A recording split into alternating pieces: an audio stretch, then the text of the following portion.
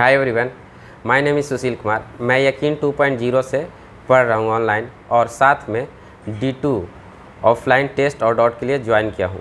9 जुलाई को मेरा practice test 02 हुआ था। आज उसी का एनालिसिस इस वीडियो में करने जा रहा हूँ। एनालिसिस क्या मतलब कि मैं जो गलती किया, एकदम मुझे सारा कंसेप्ट लगभग आ रहा था, बट छोटा छोटा सा मिस्टेक जो मैं किया हूँ इस वीडियो में शेयर करूँगा।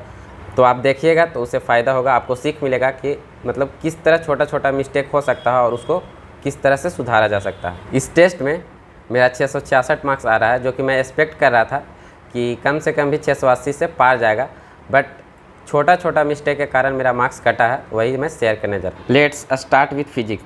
तो सबसे पहले यार फिजिक्स तो मुझे अच्छा लगा, मतलब लग रहा था कि हाँ सारा कुछ पढ़ा हुआ था और था भी पढ़ा हुआ, बट छोटा छोटा मिस्टेक मैं किया हूँ। जैसे ये क्वेश्चन नंबर 3 में 3rd सेकेंड में पूछ रहा था डिस्टेंस। मैं फार्मूला क्या लगा दिया, इसका फार्मूला होता है SNH बराबर U plus A/2 into 2n-1, और मैं वहाँ पे n-1 लगा रहा था। और मुझे ऐसा नहीं था कि ये फार्मूला याद नहीं था या इस पर मैं क्वेश्चन नहीं किया था, मैं किया था। मैं इस पर लगभग 5 से 6 क्वेश्चन बनाया हूँगा ज़रूर, बट फिर भी मैं वहाँ पे कर दिया। और मैं उसको 2-3 बार बनाया, सेम ही फार्मूला यूज कर रहा था और बार बार मेरा गलत आंसर आ रहा था। मेरा आंसर आ रहा था 4/3 और यहाँ पे ऑप्शन में 4 था, तो मुझे लगा कि शायद ये ऑप्शन बनाने में मिस्टेक हो गया है, इसलिए मैंने 3rd मार्क कर दिया। तो इस तरह की चालाकी एग्ज़ाम में ना किया जाए। मतलब कभी आप ये मत सोचो कि ऑप्शन गलत है, क्योंकि जो भी बनाया होगा वो उन लोग क्रॉस चेक ज़रूर करता है। तो मैं यहाँ पर बेवकूफ़ी किया, मुझे मतलब ये फॉर्मूला पे ध्यान देना चाहिए, जो कि मैं नहीं दिया। ठीक उसी प्रकार मैं आगे बढ़ता हूँ। बाकी मैं फिजिक्स इधर सब सही ही किया था, मैं जहाँ जहाँ पे मिस्टेक किया हूँ वही बताऊँगा। जैसे ये क्वेश्चन नंबर 22 में इसमें पूछ रहा था कि average acceleration t = 1 second to t = 7 second पूछ रहा था। मैं क्या कर रहा था, t = 0 से t = 7 तक निकाल रहा था। मैं इसको 5 बार सॉल्व किया हूँगा, बार बार यही कर रहा था कि t = 0 से t = 7 तक निकाल रहा था।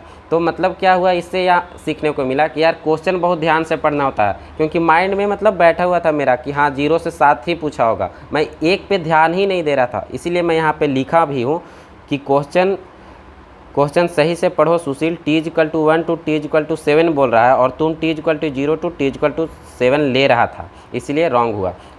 ठीक है, इसी प्रकार बाकी इधर सारे सही किया हूँ मैं इधर। और आगे बढ़ते हैं। और जैसे यहाँ पे देखिए ये क्वेश्चन नंबर 30, मैं ये भी इजी क्वेश्चन था, मैं गलत कर दिया। क्यों गलत कर दिया, क्योंकि मैं क्वेश्चन पढ़ा और मुझे क्या लगा कि फ्री फॉल का क्वेश्चन है और एक्सेलरेशन पूछ रहा है, दोनों का एक्सेलरेशन का रेशियो पूछ रहा है। तो मुझे लगा कि फ्री फॉल का है तो एक्सेलरेशन तो सेम ही होगा, तो H2B में मार्क कर दिया बिना मतलब पूरा क्वेश्चन पढ़े। तो मैं इस टेस्ट से यही सीखा हूँ कि क्वेश्चन ईजी हो या टफ हो, पहले मुझे अच्छे से पढ़ना है। तो आप भी अगर बनाते हो, सॉल्व करते हो एग्ज़ाम में, तो क्वेश्चन के अच्छे से पढ़ो, इजी हो या टफ। ठीक है, उसी प्रकार मैं आगे बढ़ता हूँ। और मैं यहाँ पे देखो क्वेश्चन नंबर 46 में मैं क्या किया, ऑप्शन मारने में मतलब ऑप्शन वहाँ पे टिक करने में गलत कर दिया। मैं आंसर सही लाया था, पर देखो ये ऑप्शन 1 और 2 क्लॉज था, मतलब ML2T-4 और नीचे वाले में है MLT-4 और मेरा आंसर आया था MLT-4। गलती से टिक मार दिया ML2T-4 वाला ऑप्शन 1, जो कि गलत हो गया। तो ऑप्शन सही टिक करना भी बहुत इंपॉर्टेंट है, क्योंकि दोनों में लगभग सिमिलर था, सिर्फ L2 और L का डिफरेंस था और मैं ध्यान नहीं दिया उतना, मतलब क्योंकि एग्ज़ाम में क्या होता है ना, टाइम का एक इशू होता है, तो फोकस नहीं किया मैं और इसके कारण गलत हो गया। और आगे बढ़ते हैं, इधर सारा सही हुआ। अब आते हैं केमिस्ट्री पे। तो केमिस्ट्री में यार देखो ये जियोट्रॉपिक मिक्सचर का क्वेश्चन था, जो मुझे नहीं आ रहा था, तो मैं गलत ही कर दिया, क्योंकि इसको मैं मार्क करते टाइम कंफर्म नहीं था। तो जैसे अब ये जियोट्रॉपिक का ये क्वेश्चन था, ये गलत हो गया, तो मैं इसका पूरा डेफिनेशन NCERT बुक से और जो सॉल्यूशन दिया था उसके मदद से मैं यहाँ पे देखो लिख दिया हूँ, ताकि मैं जब भी रिवीजन करूँ मुझे डायरेक्ट रिवीजन करने में आसानी हो। तो आप भी इस तरह लिख सकते हो, जो भी आप पॉइंट गलत करते हो उसको वहीं पे नोट कर दो ऊपर कहीं पे भी क्वेश्चन पेपर में, ताकि बाद में आप रिवाइज करोगे तो यही सेम चीज़ सिर्फ आप रिवाइज करो। जैसे यहाँ पे 58 में मैं ये क्वेश्चन गलत कर दिया, क्योंकि ये मुझे ये कंसेप्ट क्लियर था, बट ऐसा क्वेश्चन मैं किया नहीं था। तो मैं वहाँ पे मतलब बना नहीं पाया, तो इसको भी मैं गलत कर दिया। तो इसको भी मैं यहाँ पे सही आंसर क्या होगा लिख दिया कंसेप्ट के साथ। तो इसी प्रकार आप भी कर सकते हो। नेक्स्ट अब आगे बढ़ते हैं। बाकी इधर मेरा सब सही है। अब सही में क्या ही मैं दिखाऊं, मैं वही बताना चाह रहा हूं कि जो गलत है, जहां जहां पे मैं मिस्टेक किया हूं वो शेयर कर रहा हूं। देखो 69 में मैं फिर क्वेश्चन पढ़ने में गलत किया। यहाँ पे रूम टेम्परेचर पे पूछा था और मैं रूम टेम्परेचर पे ध्यान नहीं दिया, इसलिए नन ऑफ दीज मार्क कर दिया। क्योंकि रूम टेम्परेचर पे H2O Cl2 तो रिएक्ट कर जाते हैं, तो यहाँ पे ये आंसर हो जाता, बट मैंने क्वेश्चन पढ़ने में गलत किया। तो ये एक है। नेक्स्ट टाइम से मैं ध्यान दूंगा कि क्वेश्चन अच्छे से पढ़ा जाए। तो टेस्ट देने से यही सीख मिलता है। अगर आप टेस्ट नहीं दे रहे हो तो समझ लो बहुत गलत कर रहे हो। क्योंकि मैं पिछले साल भी D2 में ज्वाइन था, हालांकि मेरा सिलेक्शन नहीं हुआ, बट मैं उससे भी बहुत कुछ सीखा हूँ। तो मुझे पता है कि टेस्ट का कितना फ़ायदा होता है। अब सीधे मैं आ रहा हूँ बॉटनी में। तो बॉटनी में देखो एक ये गलत कर दिया मैं, यहाँ पे नन पोलर और पोलर में मुझे मतलब कन्फ्यूजन था, इसके कारण क्वेश्चन गलत हो गया। और इधर बाकी सब सही ही हैं। और ये एक बहुत अच्छा क्वेश्चन था, ये 9+2 arrangement of microtubules observed in. ये एनसीईआरटी में कहीं नहीं लिखा है कि यूकैरियोटिक फ्लैजेला और प्रोकैरियोटिक फ्लैजेला में क्या मतलब होता है अरेंजमेंट, 9+2 होता है या 9+0 होता है।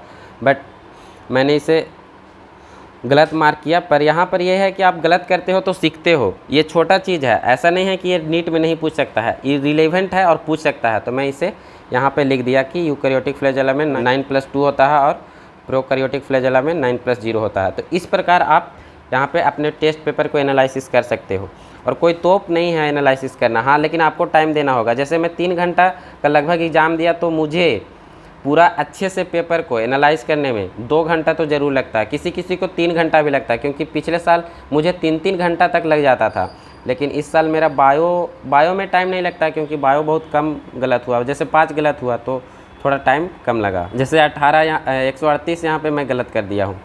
तो इसको देख लिया कि क्यों गलत किया, और इसको सही टिक मार्क कर लेता हूँ। जो नोट करने वाला होता है कर लेता हूँ। जैसे यहाँ पे देखो फ्लैजेला फिलामेंटस होता है, और मुझे क्वेश्चन में मार्क करते समय कन्फ्यूजन था। तो मैं यहाँ पे जब रीचेक किया तो यहाँ पे मुझे पता चला कि फ्लैजेला फिलामेंटस होता है। तो साइड में कहीं भी मैं लिख दिया, ताकि मैं दोबारा रिवीजन करूँ तो मुझे क्लियर पता चले कि हाँ फ्लैजेला फिलामेंटस होता है।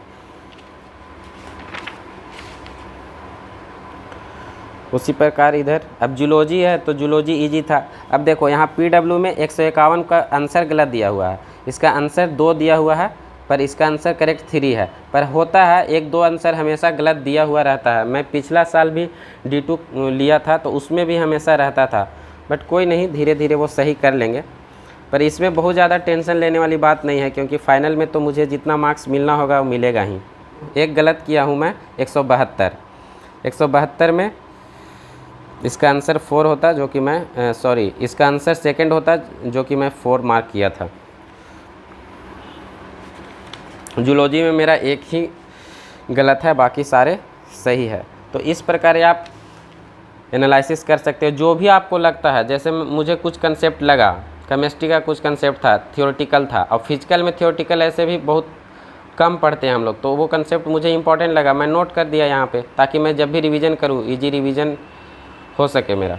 ठीक है, तो अब बारी है नंबर की। नंबर तो मैं आपको बता ही दिया हूँ, फिर भी मैं आपको बताता हूँ कि कितना मार्क्स आया। तो मेरा मार्क्स आया है 666/720, 720 में 666 आया है।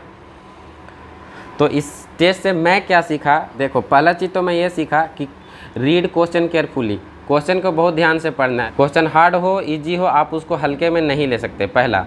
दूसरा, मार्क ऑप्शन केयरफुली, आप बना तो लेते हो सही, बट ऑप्शन आप क्या करते हो, गलत मार्क करते हो। और तीसरा ये कि आप फार्मूला सही लगा रहे हो कि नहीं, अकबक में कहीं आप गलत तो नहीं कर दे रहे हो, ये चीज़ का ध्यान देना होता है। तो फिजिक्स में मैं 3 तो गलत कर दिया, 1 छोड़ दिया था। केमिस्ट्री में मैं 3 गलत किया हूँ, जूलॉजी में मैं 1 गलत किया हूँ, और बॉटनी में 3 गलत किया हूँ।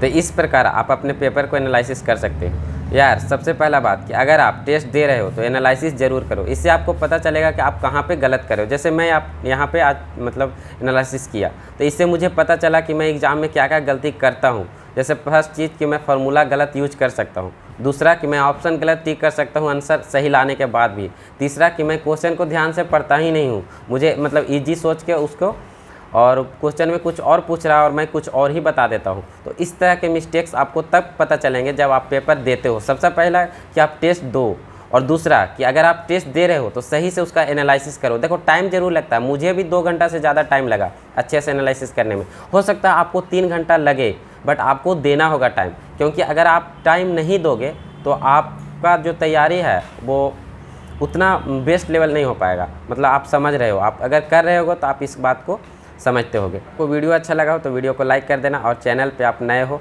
तो चैनल को सब्सक्राइब करो। भाई का चैनल है यार, सब्सक्राइब करो, क्या ही जाता है, कंजूस मत बनो भाई। ठीक है यार, मिलते हैं नेक्स्ट वीडियो में।